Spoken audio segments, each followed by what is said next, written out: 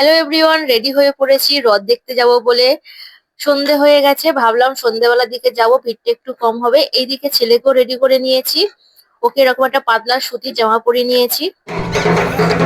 এই আমরা রথের মেলাতে চলে এলাম, প্রচুর ভিড়। এই দেখুন কত দোকান বসেছে এখানে। আগের বছরের তুলনায় এবছরে প্রচুর দোকান বসেছে। আর ওই তো দেখতে পাচ্ছেন রথ ওখানে দাঁড়িয়ে আছে, আমরা দেখবো, ওখানে যাব আর রথের দড়ি ধরে একটু টানবো।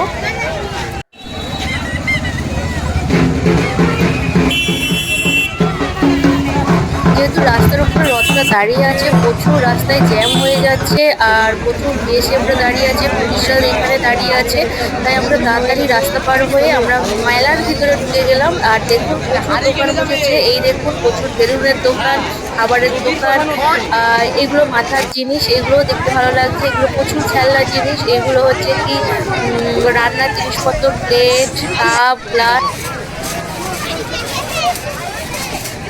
বেশিক্ষণ থাকবো না, ছেলেও ঘুমিয়ে পড়েছে, কিছু খাওয়া দাওয়া করিনি এখানে, যেহেতু এত ভিড় আর বাচ্চাকে নিয়ে খাওয়া সম্ভব নয়। আর একটু দেখা মানে দেখে দেখে নিয়ে জিনিসপত্র আমরা বেরিয়ে যাব।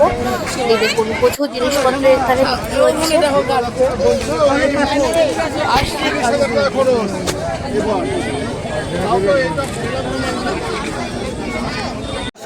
আর মেলাতে এসে জিলিপি কিনবো না, এটা কখনো হতে পারে না। তাই আমি এখানে জিলিপি নিয়ে নিলাম।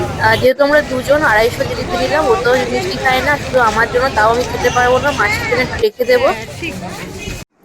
বাড়ি চলে এলাম, আমি ফ্রেশ হয়ে গেলাম। এবার ছেলেকে চেঞ্জ করিয়ে নেবো, নিয়ে তারপর ওকে খাইয়ে দেবো। এদিকে আসার সময় আমি মোমো নিয়ে এসেছিলাম, তাই এখানে আমি মোমো খাচ্ছি।